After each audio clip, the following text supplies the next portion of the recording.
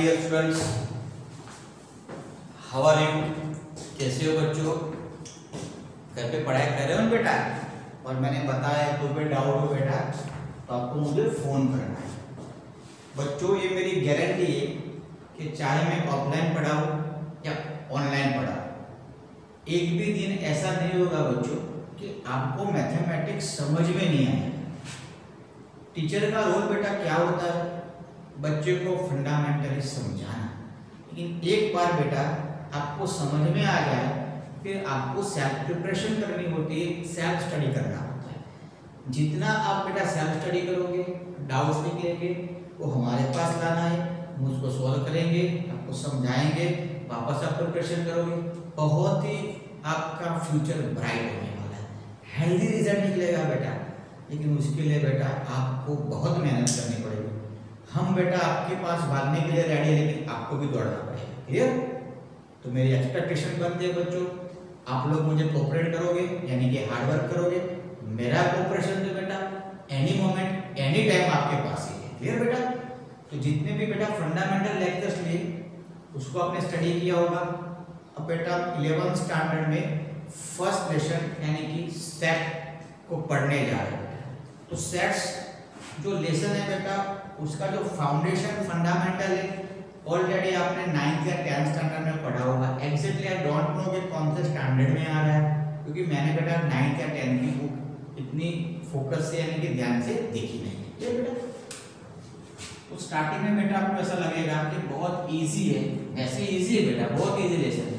लेकिन जैसे जैसे बेटा आगे जाएंगे हम वैसे वैसे नई डेफिनेशंस, नए कंसेप्ट्स, नए फंडामेंटल्स, नया कंटेंट आपको मिलने वाला है। क्लियर बेटा? Okay. Sets. Now what is a set? Set क्या है बेटा? सेट की डेफिनेशन क्या है? तो बच्चों सेट कैसा है? सेट की डेफिनेशन क्या है बेटा? तो उसकी कोई पर्टिकुलर डेफिनेशन है ही नहीं। उसका बेटा मीनिंग समझा जाता है, उसका मीनिंग समझा जाता है। क्लियर? उसकी कोई पर्टिकुलर डेफिनेशन बच्चों है ही नहीं। सेकंड बेटा जो भी थ्योरी आपको पढ़ाते हैं उनमें से एग्जाम में कभी भी ऐसा नहीं होगा गिव द डेफिनेशन, क्लियर, या राइट द शॉर्ट नोट, ऐसा कभी मैथमेटिक्स में होता नहीं है। थ्योरी बेटा कभी एग्जाम में आएगी नहीं, लेकिन इतना ध्यान रखो विदाउट थ्योरी आप मैथमेटिक्स में स्ट्रांग हो ही नहीं सकते। बच्चों एक बार आपने थ्योरी क्लियर कर ली, उसके बाद कैलकुलेशन, सिंप्लीफिकेशन अगर आपका क्लियर है, अगर आपकी सिली मिस्टेक्स नहीं होती है, तो मेरा दावा है बच्चों 100% आपका रिजल्ट 100% निकलेगा। लेकिन ध्यान रखना है, कंसेप्चुअल नॉलेज लेना है बच्चों, क्रैम नहीं करना है, रट्टा नहीं मारना है। क्लियर बेटा? So what is a set? Already set जो वर्ड है बेटा उसकी कोई पर्टिकुलर डेफिनेशन नहीं है, उसका मीनिंग समझा जाता है बच्चों। Set is a well defined collection of an object is known as set. A well defined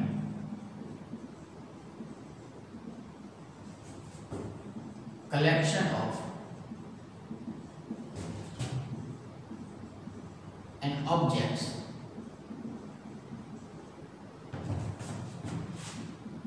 is called set.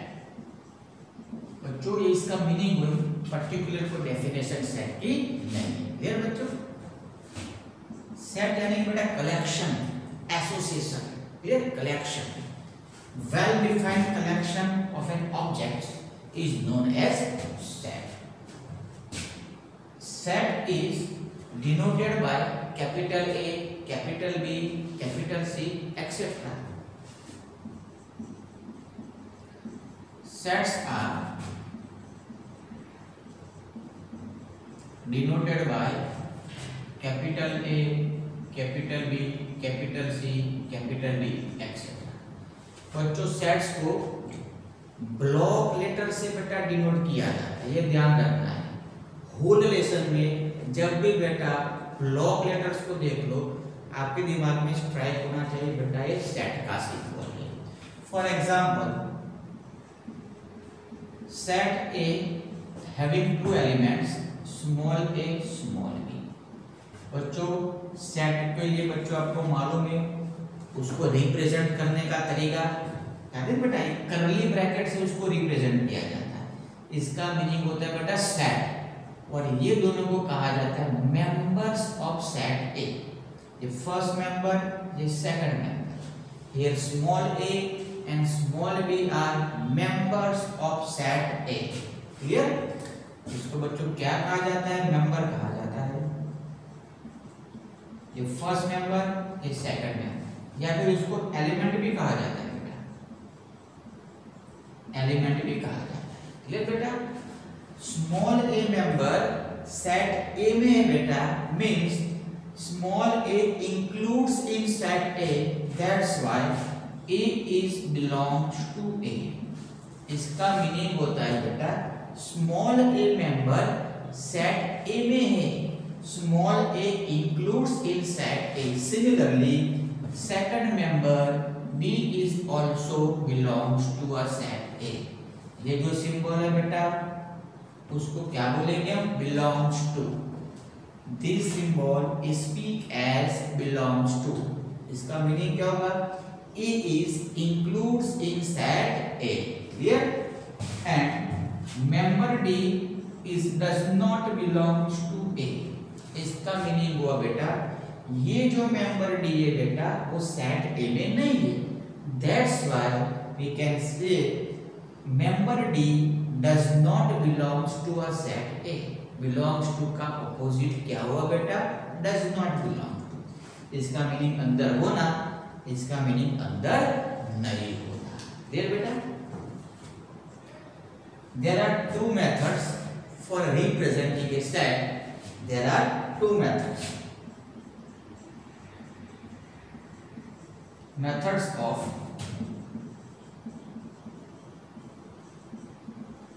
representing a set. First method is listing method.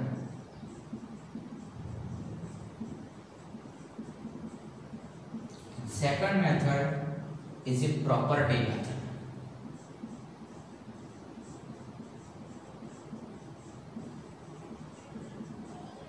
First जो बेटा method है वो है लिस्टिंग मेथड, सेकंड बेटा method है वो property method.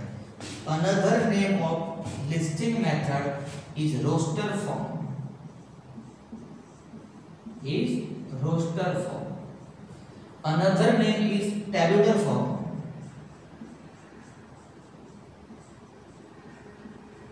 बच्चों listing method को रोस्टर फॉर्म भी कहा जाता है बेटा, टेबुलर फॉर्म भी कहा जाता है। एंड ये जो बेटा प्रॉपर्टी मेथड है बेटा उसको कहा जाता है set builder form, set builder form. Clear बेटा? तो प्रॉपर्टी मेथड का नाम है बेटा सेट बिल्डर फॉर्म, और लिस्टिंग मेथड के दो नाम होंगे। इस सब आप पढ़ के बेटा तो दोनों में डिफरेंस क्या है बेटा? तो ये जो बेटा लिस्टिंग मेथड होती है उसमें मेंबर्स को कॉमा से बेटा सेपरेट किया जाता है। For example see in set A first 5 natural numbers 1 2 3 4 5 means set A is the set of first 5 natural numbers. तो बेटा यहाँ पे मेंबर्स को ये जो कॉमा से बेटा कॉमा उससे सेपरेट किया जाता है। हालांकि प्रॉपर्टी मेथड में बेटा सेट के मेंबर्स को पर्टिकुलर प्रॉपर्टी से रिप्रेजेंट किया जाता है, जैसे कि set A is the set of values of x. A is a set which is set of values of x where such that x is less or equals to 5। बच्चों set ए x की values का set है। कैसे x की value? जो 5 जितनी हो 5 से छोटी हो। बेटा ये सब इनइक्वालिटीज का मीनिंग तो आप जानते ही हो कि लेस और इक्वल्स टू का मीनिंग x का 5 जितना होना 5 से कम होना। तो सभी वैल्यूज बेटा 5 जितनी है 5 से छोटी है, but that is not enough, क्योंकि बेटा 5 से छोटी वैल्यू तो 4.2 भी होती है, 3.9 भी होती है, वो वैल्यूज बेटा इसमें इंक्लूड नहीं है। That's why another property is required which is x is belongs to n, क्योंकि सभी नंबर्स कैसे बेटा नेचुरल नंबर से। क्लियर? अब जाके बेटा लग रहा है कि ये जो प्रॉपर्टी है उसमें ये 5 मेंबर्स इंक्लूड है, x की वैल्यू 5 जितनी 5 से छोटी और वो भी नेचुरल नंबर से मिलेगा। तो ऐसे बच्चों सेट को आप दो तरीके से रिप्रेजेंट कर सकते हैं। समझ में आ रहा है बच्चों? कोई डाउट है आपको? क्लियर? तो लिख ले बच्चों, बहुत इजी है, लिख लो।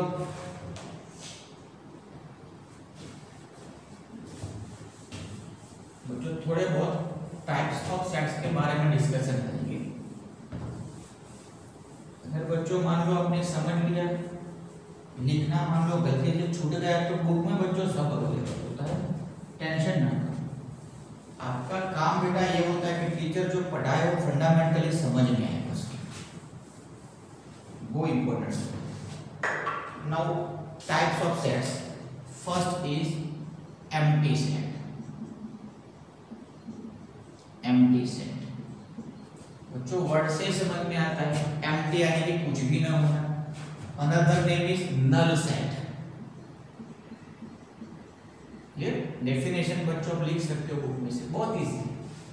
एम्प्टी यानी कि बेटा कुछ ना होना, इसका मीनिंग ऐसा सेट जिसमें कोई भी एलिमेंट न हो।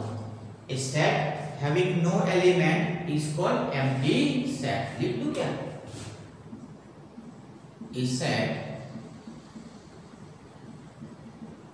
having no element is called an empty set। ऐसा सेट जिसमें बेटा कोई भी एलिमेंट ना हो। An empty set is denoted by 5 और curly bracket जो empty हो। Clear? Empty set is denoted by 5 और empty curly bracket, ये बच्चों empty set के बेटा सिंबल हो गए। क्लियर? बेटा empty का उल्टा क्या होगा? Non empty। तो नॉन empty set किसको कहा जाता है? A set contains at least one element is known as non-empty set।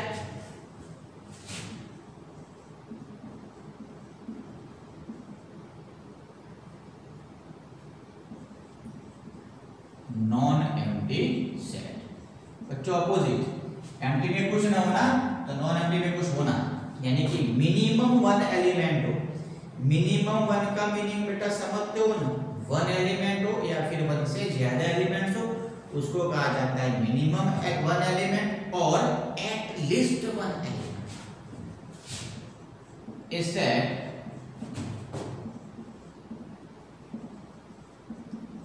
consist of at least one element। फिर बच्चों a set consists of at least one element is known as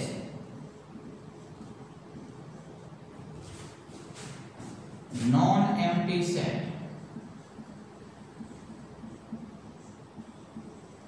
simply बच्चों जो empty set नहीं होता है उसको non empty set कहा जाता है। फिर बेटा now singleton set.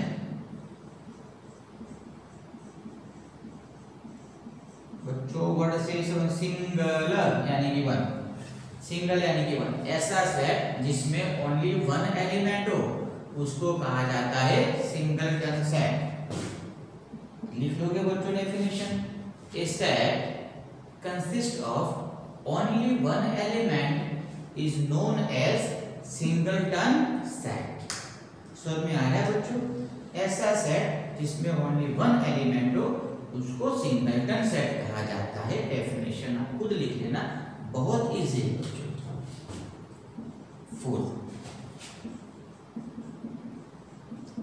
Finite set.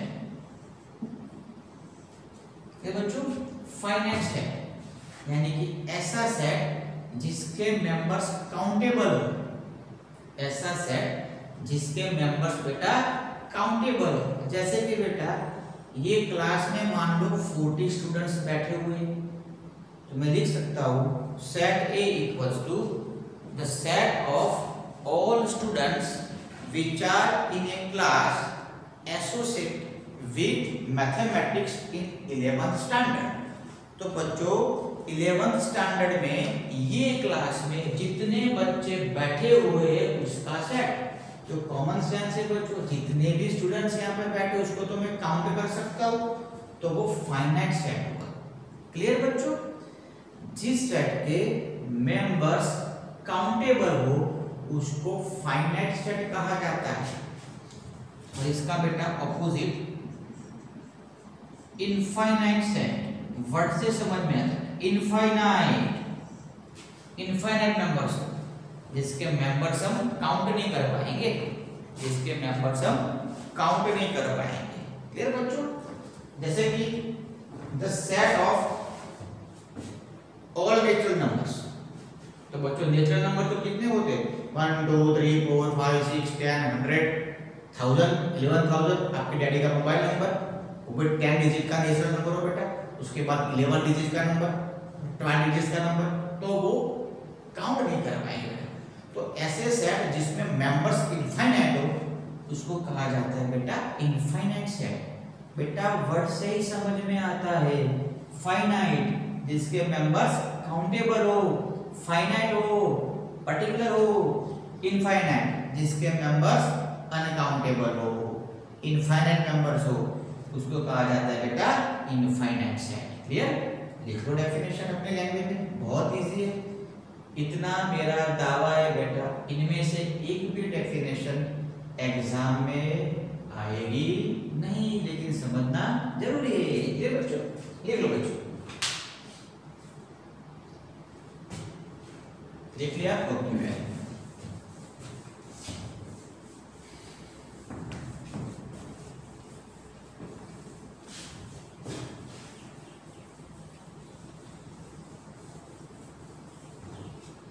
अब बच्चों मान लो सेट ए में बेटा 4 मेंबर्स है, small A B C and D. Set B में बेटा बच्चों मेंबर तो मैं रैंडमली लिख रहा हूँ 3 मेंबर्स। तो दोनों सेट्स कैसे बेटा फाइनाइट सेट हुए। क्लियर? क्योंकि इसके मेंबर्स काउंटेबल है बेटा। मैंने बताया इसमें 4 मेंबर्स है तो काउंट कर लिया, इसमें 3 मेंबर्स, तो दोनों बेटा सेट्स कैसे हुए फाइनाइट सेट। तो मैंने मोड में लिखे बेटा ये दोनों फाइनाइट सेट्स हैं। नाउ नंबर ऑफ ए, इसको बेटा कैसे स्पीक करना है? नंबर ऑफ ए, इसका मीनिंग ये हुआ number of elements in set A. There are 4 elements in set A. Number of A का मीनिंग क्या हो बेटा? Number of elements in set A. तो बच्चों फाइनाइट सेट है तो ऑब्वियसली हम इसके मेंबर्स को काउंट कर पाएंगे 1 2 3 4। Similarly number of B means number of elements in set B are 3। कितने मेंबर्स है बेटा? 3 मेंबर्स। तो कंक्लूजन बच्चों ये निकल के आ रहा है कि अगर फाइनाइट सेट होगा तो उसमें कितने मेंबर्स है वो काउंट कर पाएंगे, यानी कि number of A number of B की वैल्यू को बच्चों हम निकाल पाएंगे। इनफाइनाइट सेट्स के लिए number of A number of B की वैल्यू कभी निकलेगी ही नहीं बेटा। Okay, now next topic is subset. बच्चों ये भी आप स्टडी करेंगे, सबसेट किसको कहा जाता है। क्लियर? देख लो इसकी definition. If all elements of set A are includes in set B. Set A के सभी मेंबर्स अगर सेट बी में हो देन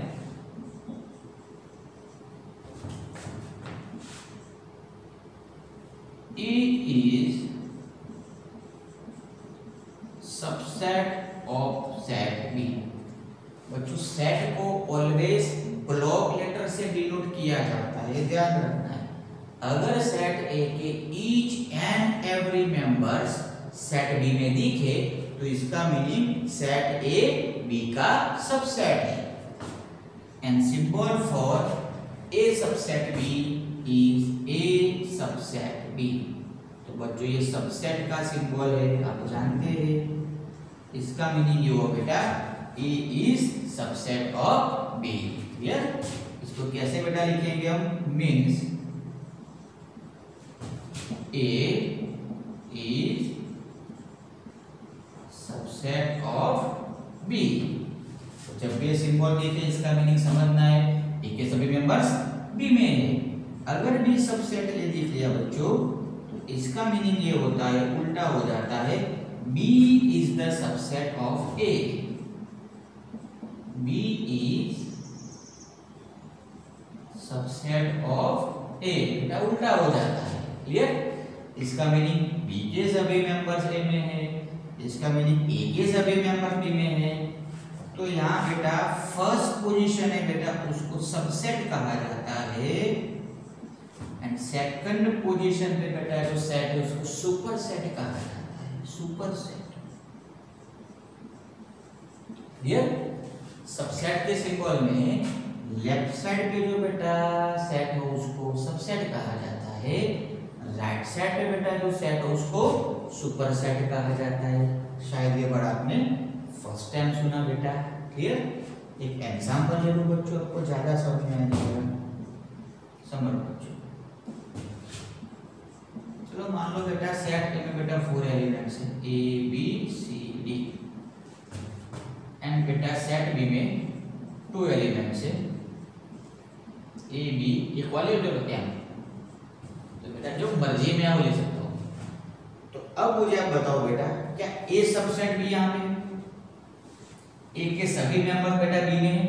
नहीं है। इसका meaning A does not subset of B, क्योंकि ए के सभी मेंबर्स इसमें नहीं है। सर ए बी है बेटा, ये क्या लिखा है? ऑल एलिमेंट्स, एक भी छूटना नहीं चाहिए, क्योंकि डी इसमें लेकिन इसमें नहीं है। सिमिलरली उल्टा सोचिए बच्चों, क्या बी के सभी एलिमेंट्स बेटा ए में? तो वो भी नहीं है। डी इसमें एम है लेकिन इसमें एम नहीं है। फिर बेटा सभी एलिमेंट्स का होना यहाँ पे जरूरी है। क्लियर बच्चों? लिख लिया?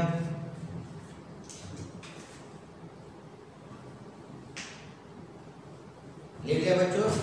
सबसेट को बेटा आगे पढ़ते हैं।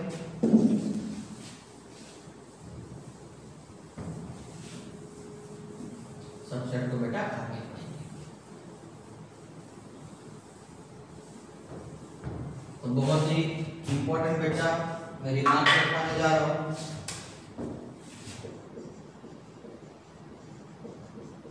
First, null set is the subset of every set. जो एम्प्टी सेट होता है वो हर एक सेट का सबसेट होता है। ये बहुत ही इंपॉर्टेंट नोट। थ्योरी, थ्योरम या फिर रिमार्क जो आपको पसंद हो बेटा रिमेंबर करके भी आप लिख सकते हो। 5 यानी कि null set is the subset of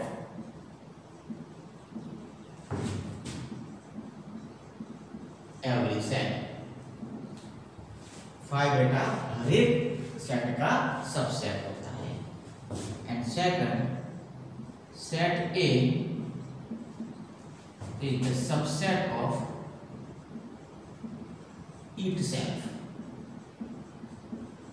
कोई भी सेट बेटा खुद का तो सबसेट होता ही है, कॉमन सेंस से देखो बेटा। ये हो गया सेट है जिसमें बच्चों 2 मेंबर्स है। दूसरा सेट है तो इसके सभी मेंबर बेटा इसमें है ही, और इसके सभी मेंबर बेटा इसमें। तो इसका meaning every set is the subset of itself.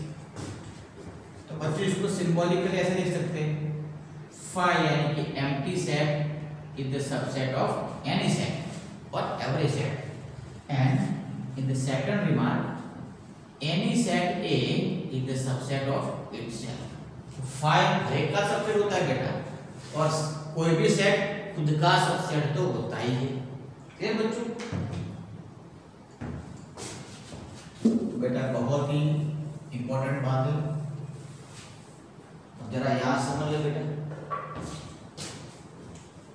For example मान लो बेटा सेट ए में 2 मेंबर्स है ए एंड बी, तो इसके कितने बेटा सबसेट्स मिलेंगे, नंबर ऑफ सबसेट्स। क्लियर? तो समझ लो, पढ़ के आओ बेटा, ये पढ़ चुके हो। Subsets are the first subset, तो मैंने बताया 5 हर एक का सबसेट होता है। सेकंड, तो सेट खुद होता है बेटा, वो खुद का सबसेट होता है। ये दोनों तो बेटा हर एक में होना है।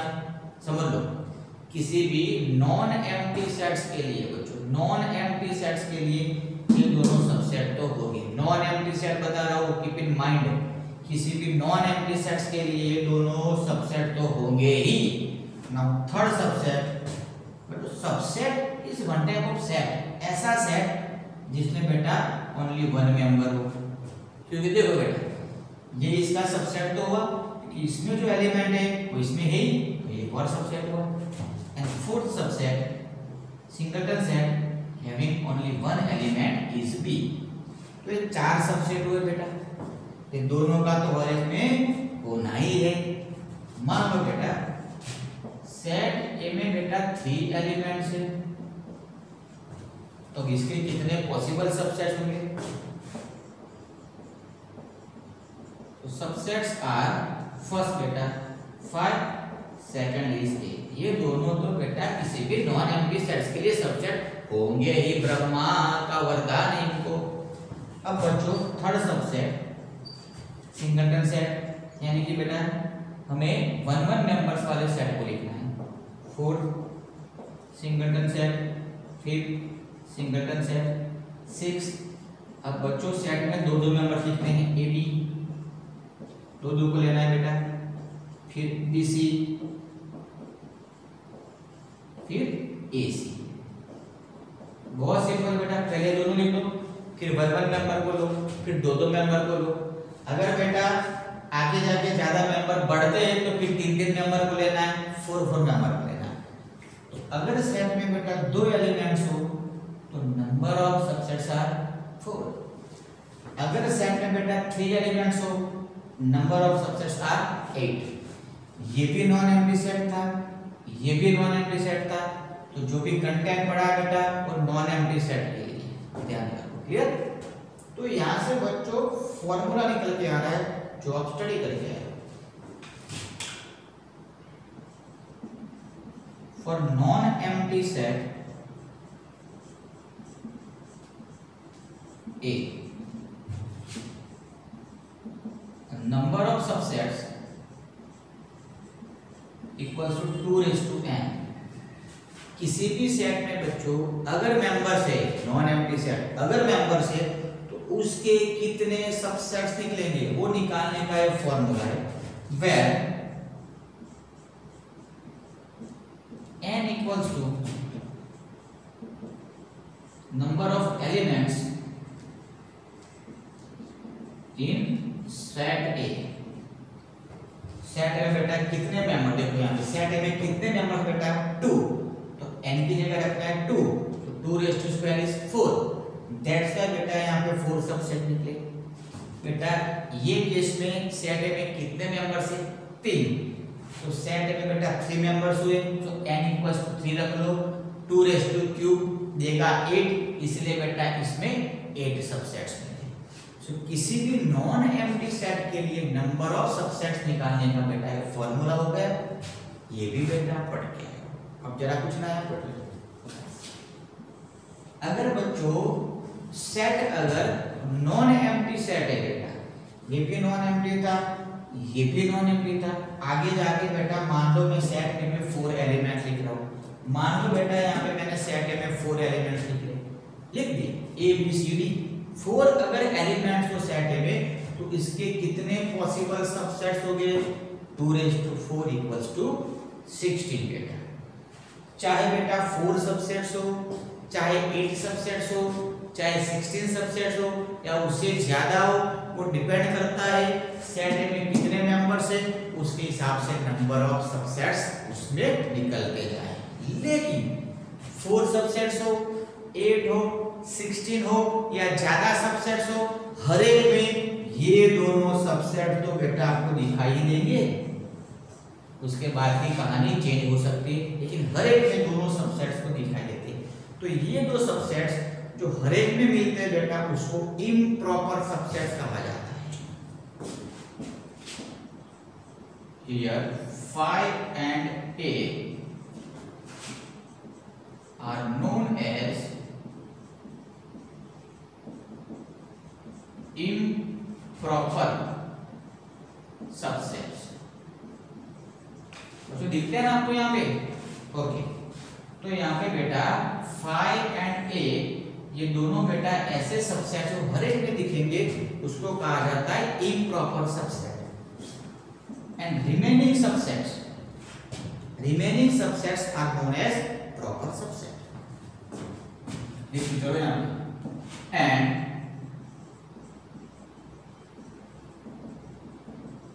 remaining subsets are called proper subsets। इसका मीनिंग बेटा ये हुआ, चाहे ए में 2 मेंबर्स हो, 3 मेंबर्स हो या मोर देन 3 मेंबर्स हो, इम्प्रॉपर सबसेट तो फिक्स ही रहेंगे, 2 ही रहेंगे।